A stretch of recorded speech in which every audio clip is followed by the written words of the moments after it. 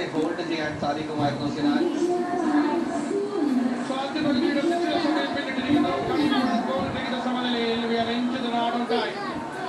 ആദ്യ പകുതിയുടെ അഡീഷണൽ ടൈമായ 2 മിനിറ്റിലേക്ക് പ്രവേശിക്കും.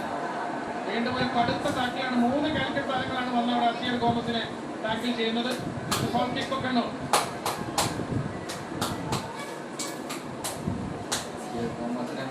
പേരാണ് അവിടെ കവർ ചെയ്യുന്നത്. എന്തായാലും ആ 3 പേരും യെല്ലോ കാർഡ് ലിസ്റ്റിൽ ഇല്ലാത്ത ആൾക്കാരാണ് എന്ന ഒരു ബുദ്ധിപരമായ ഒരു നീക്കം അവിടെ ഉണ്ടായിരുന്നു.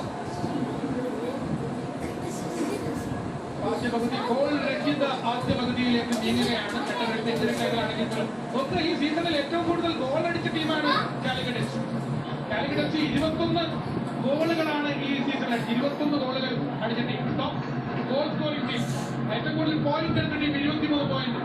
ഏറ്റവും best goal difference plus 11 goal മാത്രമേ കാലിക്കറ്റ്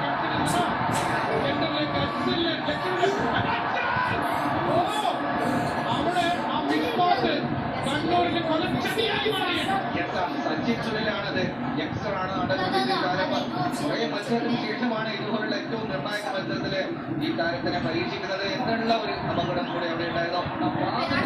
റീപ്ലേ ഒന്ന് വന്നെങ്കിൽ അൽകേഷിന്റെ കൃത്യമായ ആ പൊസിഷനിങ് ആയിരുന്നു രക്ഷപ്പെടുത്തിയത്. അൽകേഷ് കുറച്ചുകൂടി മുന്നോട്ടായിരുന്നു, അതുകൊണ്ട് മാത്രം രക്ഷപ്പെട്ടു. അതായത് ആ പാസ് ബാറ്റിൽ ക്രിക്കറ്റ്, അതിനുശേഷം ആ ഫസ്റ്റ് ടച്ച് അല്പം ഒന്ന് പാളിപ്പോയിരുന്നു.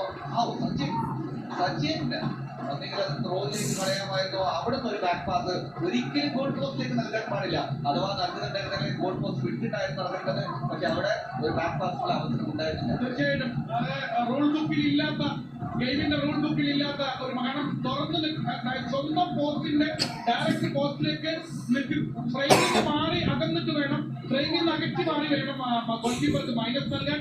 ഒരിക്കലും ഗോൾ ഫ്രെയിമിലേക്ക് തന്നെ മൈനസ് നൽകരുത്. അത് തെറ്റ്.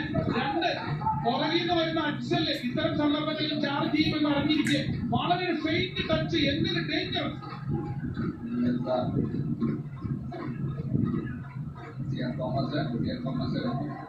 ഒരു ഫൗള് കിട്ടാൻ സാധ്യതയില്ല. ഒരു ത്രോയിനാണ്, പക്ഷെ ആ ത്രോയിൻ ഒരു ലോങ് ത്രോ ആയി. മനോജിന്റെ ലോങ് ത്രോ വരികയാണ്. പെനാൽറ്റി ബോക്സിൽ 2 തവണ അത് ബോക്സിലേക്ക് അടിക്കാൻ കണ്ണൂരിന് അവസരമുണ്ടായിരുന്നു. ആദ്യം ടീം ലൂയിസ് അടിക്കുന്നു. ആദ്യ ബ്ലോക്ക് ചെയ്യുമ്പോൾ വീണ്ടും കണ്ണൂരിന്റെ ചുവന്ന കുപ്പായക്കാരൻ രണ്ടാമത്തെ വെടി പൊട്ടിക്കുന്നു. അത് ബ്ലോക്ക് ചെയ്യപ്പെടുന്നു. രണ്ടാമത്തെ വെടി പൊട്ടിച്ചത് നിക്ലാസ് ആണ്. 2 വെടിയും അവിടെ കൃത്യമായി